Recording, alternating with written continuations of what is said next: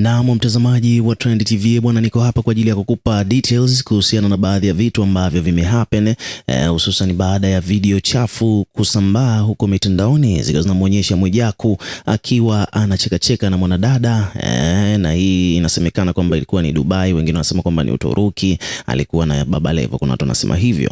Sasa basi hizi video ambazo zimesambaa bwana, zinaweza zikaleta impact negative katika maisha ya Mwijaku, hususan maisha yake ambayo ndio biashara yake, maisha ya mitandaoni, kutokana na kwamba vitu kama hivi vikitokeaga, iwapo kama kwa mtu kama Mwijaku yuko na influence, yani ni influencer, jambo hili bwana linaweza likapelekea moja kwa moja kupoteza brand deals.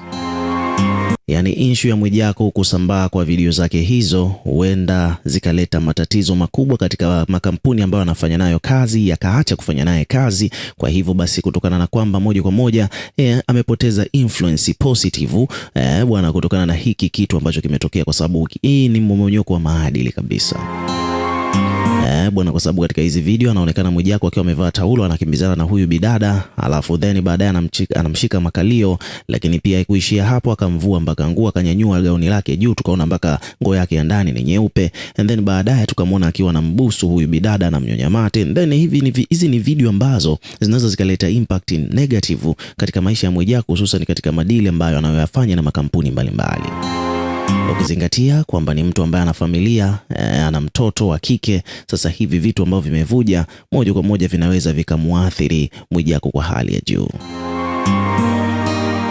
Lakini sio mara ya kwanza vitu kama hivi kutokea, vimeshawahi kutokea mara kadhaa. Kuna jinsi ya kusolve. Unaelewa kabisa kwamba kuna watu ambao ni watu wa damage control kwenye vitu kama hivi vikitokeaga, uaga wanahusika na kusolve hizi situation. Kuna jinsi ya kujitetea na ikaonekana kwamba haikuwa kosa lake. Lakini iwapo kama Mwijaku hatofanya hivyo, basi moja kwa moja bwana, influence yake inaweza ikashuka, na mwisho wa siku hata hizo brand deals ambazo yuko nazo zinaweza zikapotea. Yani wadau wakaacha kabisa kufanya kazi na Mwijaku.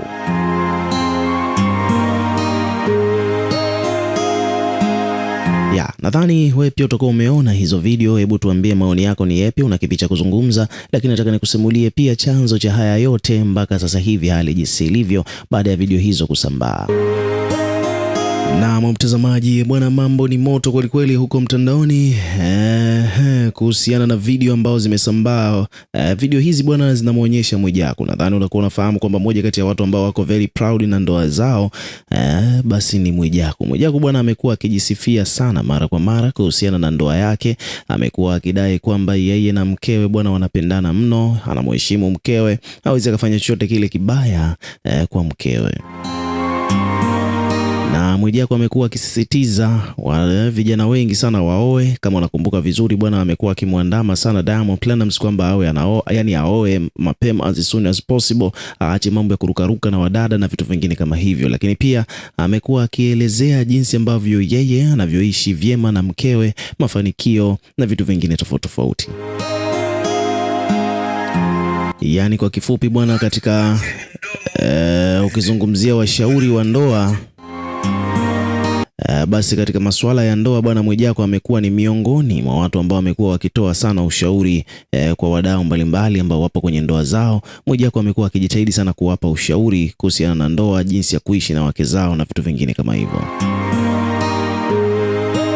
Lakini pia ikumbukwe kwamba katika mahusiano hayo ya Mwijaku bwana, amesha kupitia ups and downs nyingi sana hapo awali. Kama unakumbuka, kuna wale wanafunzi walishawahi kupigana huko vyuoni, na wengine mpaka wakafikia hatua ya kumnyanyasa mwenzao kwa kumnyoa nywele, kumpiga na vitu vingine kama hivyo, kumdhalilisha, kuposti video mitandaoni, kumvua nguo, na ikawa ni moja kati ya kesi nzito kweli kweli ambayo ishawahi kutokea hapa Bongo dhidi ya wanawake kumgombania mwanaume, na mwanaume huyo inasemekana kwamba alikuwa ni Mwijaku. Lakini pamoja na hayo yote, mwanamke wake amekuwa imara, amekuwa strong, amekuwa akiendelea kusimama na Mwijaku pamoja na changamoto zote hizo ambazo zinatokea katika ndoa yake. Yani kwa kifupi ni kwamba ndoa ya Mwijaku haiko perfect, lakini amekuwa akipambana mkewe na kuhakikisha kwamba ndoa hiyo haivunjiki. Sasa hilo bwana ni moja kati ya vitu ambavyo vinampa jeuri Mwijaku na kuwa anajitamba huko mitandaoni kwa kumsifia mkewe kwamba ni mwamba kweli kweli. Lakini ukiachana na hayo yote ni kwamba siku ya jana jioni majira ya usiku sana, takriban mida ya saa 5 hivi, ni kwamba kuna hizi video nyingine tena zimevuja, na hii sio mara ya kwanza video kuvuja. Ilishawahi kuvujaga Connection kabisa, ambayo ilimake headline sio kawaida Tanzania nzima, na ilimtia Mwijaku matatani kwa kesi ya udhalilishaji. Kama unakumbuka vizuri bwana, kuna mwanadada anaitwa Maina. Huyu bidada bwana alikuwa na mahusiano na Mwijaku kwa siri, na mwisho wa siku bwana video zikavuja wakiwa wanafanya mambo ya faragha, jambo ambalo lilipelekea huyu bidada kwenda kufungua kesi ya mashtaka dhidi ya Mwijaku kwamba amemdhalilisha, akidai kwamba Mwijaku ndiye aliyevujisha hizo video. Sasa mwisho wa siku bwana ni kwamba Mwijaku aliweza kuitako hiyo kesi, yani aliweza kushinda kesi akiwa anashirikiana na mkewe. Yani mkewe alienda kumtetea mumewe, alitafutwa na sheria kwa ajili ya kumtetea mumewe baada ya kesi ambayo amefunguliwa na mchepuko wake.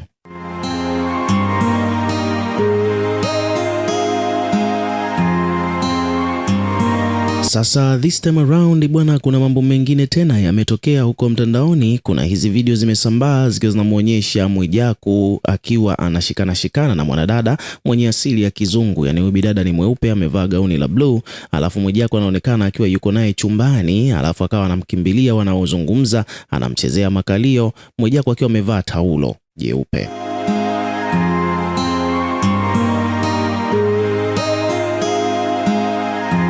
Sasa lakini pia vile kumekuwa na video nyingine nyingi tu zile zinaonyesha tukio hilo. Haijajulikana kwamba alikuwa na rekodi ni nani, lakini at the end of the day bwana, ni moja kati ya vitu ambavyo vimemake headline. Hizi video zimevuja huko mtandaoni na page mbalimbali zimekuja kuripoti, kwa sababu Mwijaku bwana alikuwa amevuka mipaka kiasi kwamba sio tu kumchezea makalio huyu binti, vile alimvua mpaka nguo hapo. Bidada tukamwona akiwa amevaa nguo ya ndani nyeupe, lakini pia kuna video nyingine tena akaonekana Mwijaku akiwa amemkumbatia mwanadada huyo, anamnyonya mate.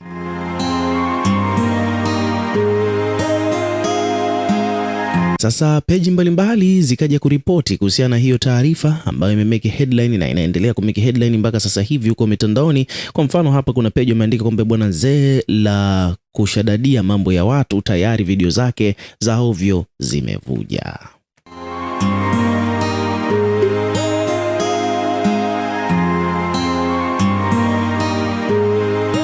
Watu wanamfahamu Mwijaku kwamba ni mtu ambaye anapenda sana kushadadia mahusiano ya watu, kuwakosoa, kuwasema, kuwaponda, kuwachamba.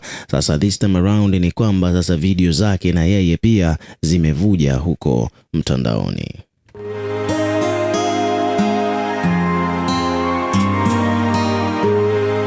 Lakini pia hapa kuna peji nyingine wamekuja wameandika kwamba bwana, ukijijua kwamba una yako usishadadie ya wenzio. Haya sasa, umeongea sana, umeanza kuvujisha, watu wameshaanza kuvujisha mafaili yako. Akaendelea huyu akaposti, akaendelea kuandika kwamba huyu ni nani sasa anakunyoosha ili na wewe pia kinuke na mke wako. Haya sasa, njoo upunguze unene huo.